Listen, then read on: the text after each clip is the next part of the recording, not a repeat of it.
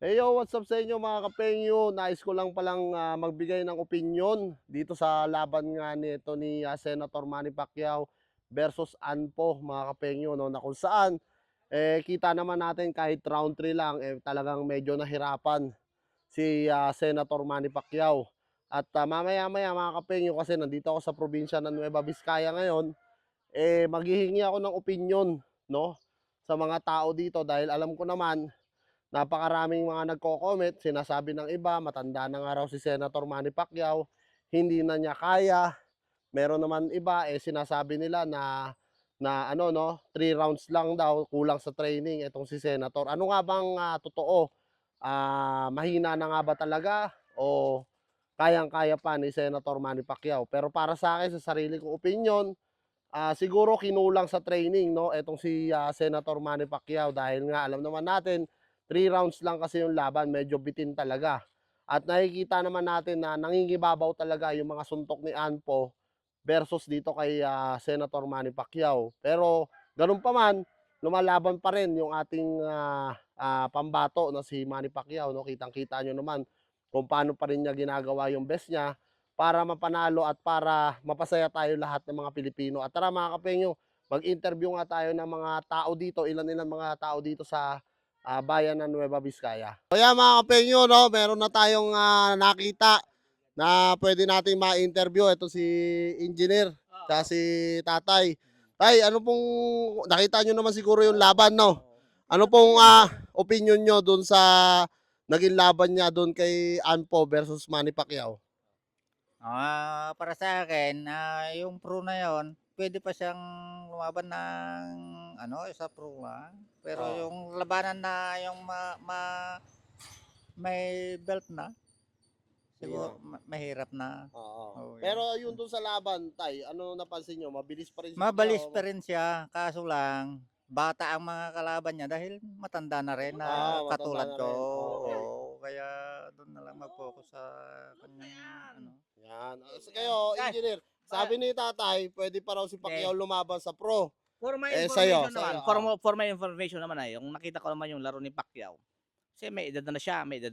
ah, Yung footwork niya, okay yung footwork niya, yung galaman niya. yung galaman. Pero kasi yung iba na kasi yung mga bago ngayon kasi inaaral din mga footwork ng kalaban eh. Oo, Iba na yung kasi si Pacquiao kasi medyo may edad na rin. may edad na rin. Hindi na rin siya hindi na rin siya Hindi yung na talaga quality, no? hindi na yung sa dating malakas na sumuntok na ganyan. Oo. Malakas pa rin yung suntok niya.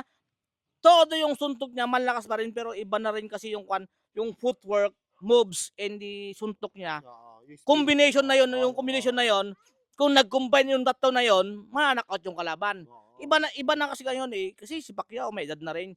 Hindi na rin masasabi ng habang umidad tayo, siyempre Bumabagal na rin. umuslo yung Oo. footwork natin, yung galawan natin.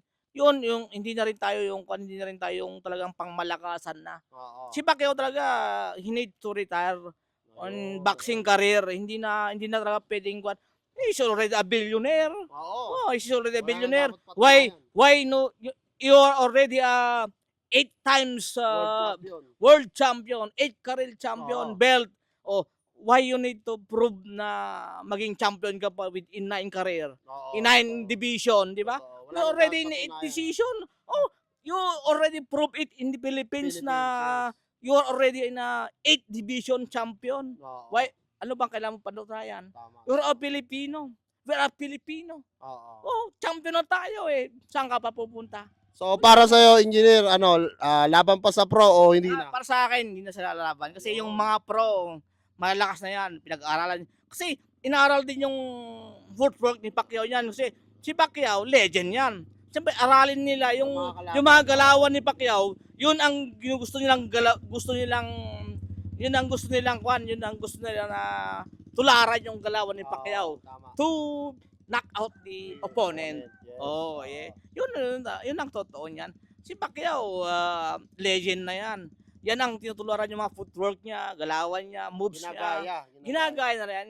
Kasi ikaw pa naman 8 division champion. Oo. Oh, 8 division Nag-iisa lang, nag-iisa. Nag-iisang Pacquiao yan, 8 division champion. We are Filipino. We are proud of Pacquiao. Yan. We So, are sabi nga ni Engineer, ayaw niya nang lumaban, no, si Senator Manny Pacquiao. Pero si Tatay, champion. gusto niyo pa, Tay, no, na lumaban si Pacquiao. Pero We We are champion. Oo, yan. So yan mga kapengyo, no? Interview na si Kuya, oh. Lasing na!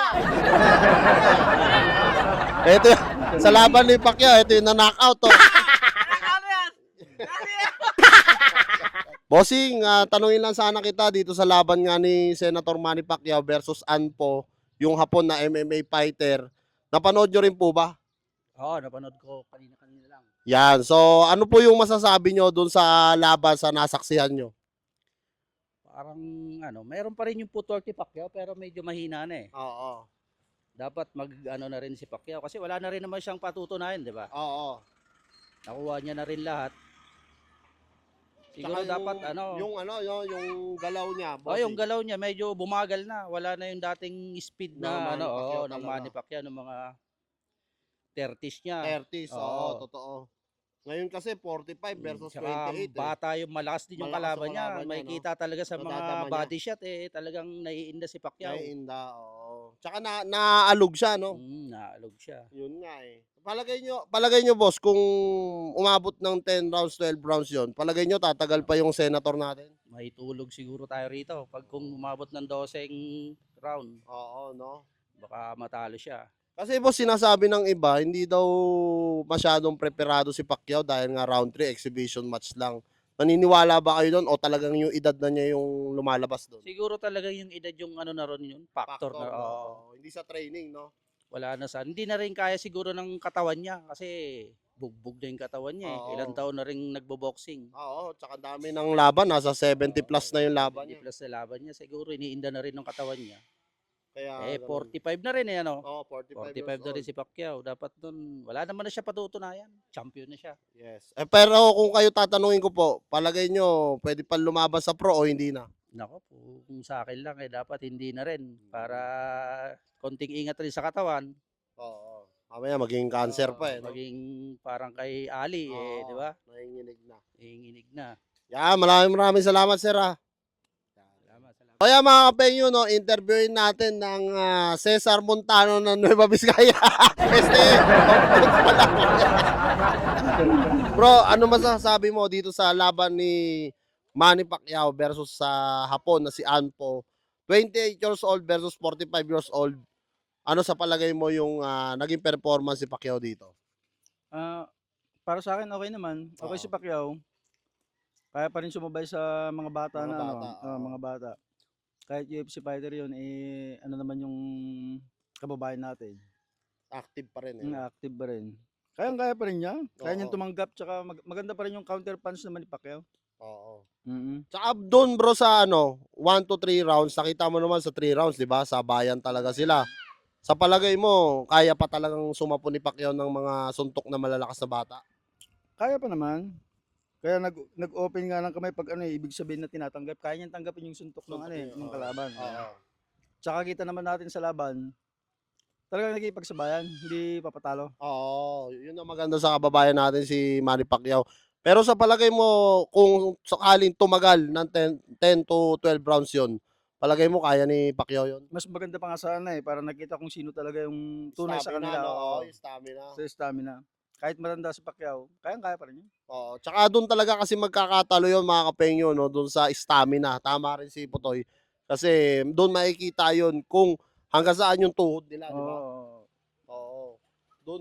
Doon lalabas yung Manny Pacquiao eh, no? Yun talaga.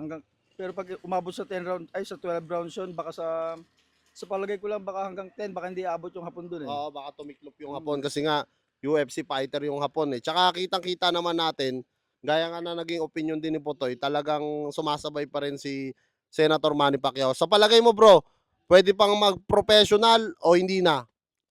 Kaya pa, pwede pa. Yun. So ayan mga kapenyo, no, narinig nyo naman siguro yung mensahe rin ni Putoy dito, no, yung kanyang komento.